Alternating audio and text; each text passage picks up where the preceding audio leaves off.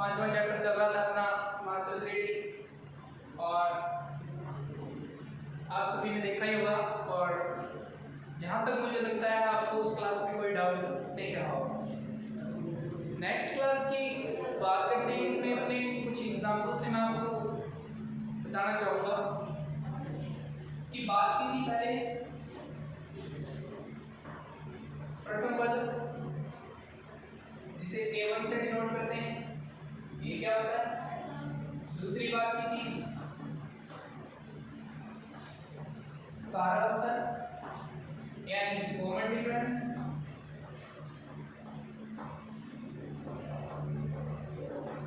क्या होता है। बेसिक जो बात बताई जाए तो प्रथम पद होता है इसका पहला पद,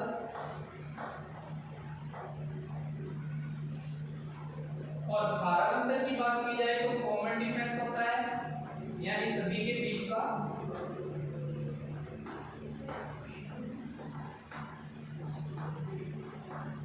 समान।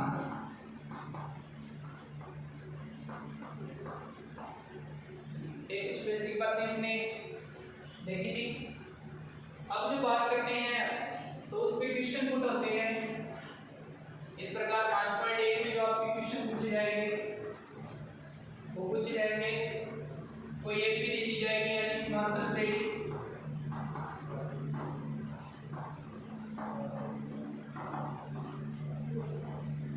का प्रथम पद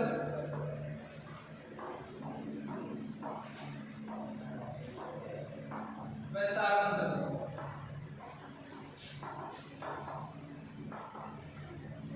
ये दो बातें इंपॉर्टेंट से पूछी जाएगी। तो एक एग्जांपल लेके फिर से मैं बताता हूँ। एक एग्जांपल लिया मैंने, एक लिखी 7, 9, 11, 13 डैश डैश करके ये मैंने लिख दिया यहाँ पे 19। अब दो बातें पूछी जाती है। पहली बात, पहला पद या इसका A1 कह लो, तो जो स्टार्ट में आए वो इसका प्रथम पद होता है, यानी प्रथम पद कह लो या A1 कह लो। बात अब बात की जाए इसके सारांतर की, तो सारांतर फाइंड करने के लिए मैंने एक फॉर्मूला बताया था,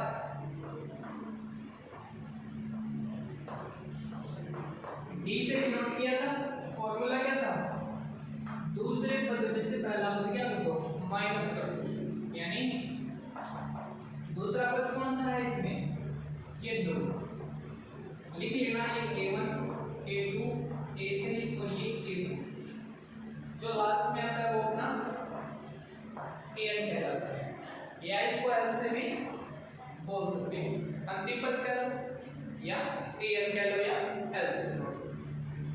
अब A2 कितना है, A2 है अपने पास 9, तो 9 माइनस A1 कितना है 7, रिजल्ट कितना है 2।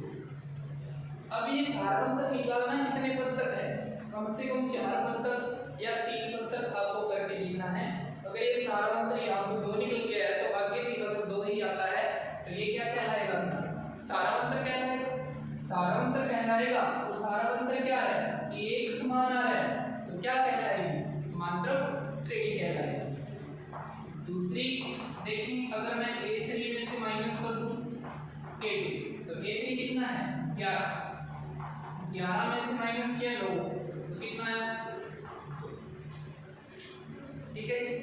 ये भी 2 है, ये भी 2 है, यानी सारांतर क्या आ रहा है, समान आ रहा है। समान कितना 2 आ रहा है। अगर सारा अंतर समान है, सभी के बीच का अंतर समान है, तो ये क्या कहलाएगी, समांतर श्रेणी कहलाएगी। तो डेफिनेशन क्या होगी कि AP के सभी पदों के बीच या क्रमागत सभी पदों के बीच का अंतर अगर समान है समांतर श्रेणी के लिए, इस सारे अंतर की तो बात करेंगे कॉमन डिफरेंस।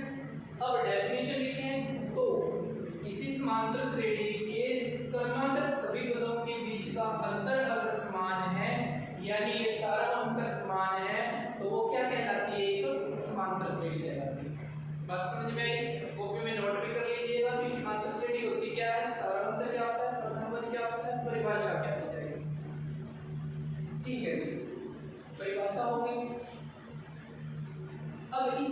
का कहाँ पे यूज होता है ये बात करते हैं। देखिए an होता है अंतिम पद,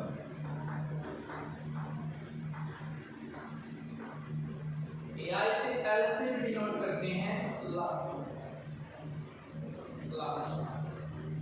दोनों एक ही बात है। देखिए इसमें an आया है 19, an किस पे डिपेंड करेगा, वो इस आगे वाले पद पे डिपेंड करता है। अगर इनके बीच का अंतर समान है तो लास्ट में भी एक ऐसा ही पद आएगा जिसका अंतर क्या होगा, समान होगा, या ये इनसे रिलेटेड होगा।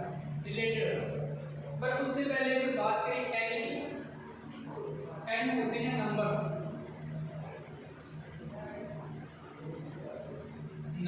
और वो नंबर्स होंगे क्या, इस एपी में कितने पद हैं, इस एपी में कितने पद हैं वो इसके क्या कहलाते हैं, नंबर कहलाते हैं। और ये an क्या कहलाएगा, जो लास्ट में आएगा वो इसका क्या कहलाएगा, an कहलाएगा या अंतिम पद कहलाएगा। एक एग्जांपल से बात करते हैं।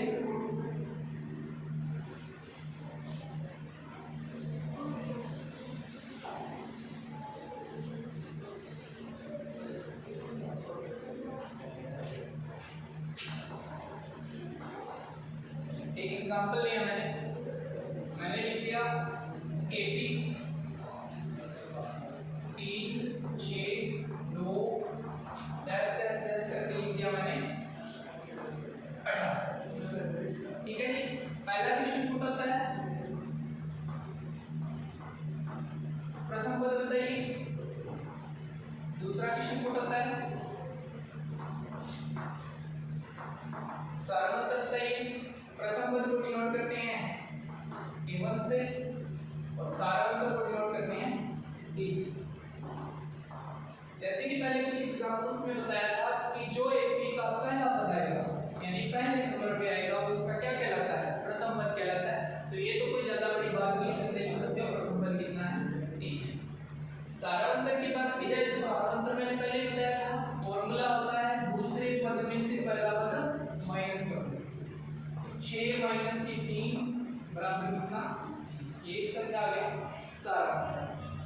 अब बात की जाए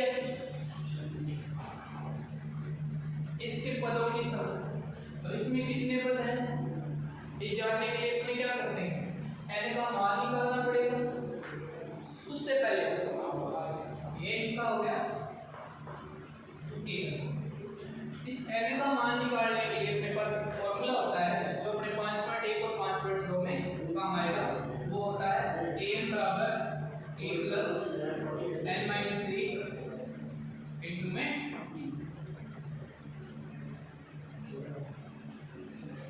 इस चैप्टर में और 5.2 में एक फॉर्मूला काम करता है, 5.3 में भी ये काम करेगा। तो इस फॉर्मूले को याद कर लेना। देखिए बताता हूँ, an का मतलब इसका अंतिम पद, a इसका प्रथम पद, n पदों की संख्या जो कि अपने पास है ही नहीं। कितने पद हैं पता ही नहीं, ये तो अपने को निकालना पड़ेगा। माइनस में एक आएगा ये, अगर यहाँ ऑलरेडी माइनस का आएगा तो माइनस माइनस क्या हो जाएंगे, प्लस हो जाएंगे। d इसका कितना सारवंतर यानी 3। देखो फॉर्मूले में वैल्यू पुट करनी है, an का मान कितना 18, a का मान कितना 3 प्लस 3, n का मान फिक्स नहीं है, n का मान तो निकाल रहे हैं n माइनस 1, d का मान कितना 3। कैलकुलेट करो, 18 3 मल्टीप्लाई करो 3n माइनस 3, वापिस कर दो इसको, 18 बराबर प्लस का 3 माइनस का 3 क्या हो गया कैंसिल, कितना बचा 3n, n का मान निकालना है तो 18/3 बराबर n, कैंसिल किया तो कितना बचा 6, यानी n का मान कितना आ गया 6।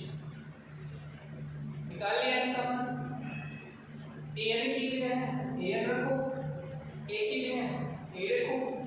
n का मान फिक्स नहीं है तब तक n का मान नहीं रख सकते, n का मान निकालना पड़ेगा।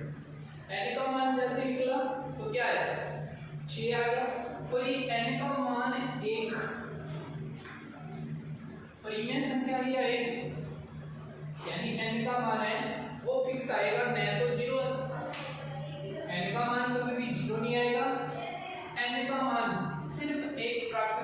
संख्या ही आएगी, n का मान एक प्राकृत संख्या ही आएगी।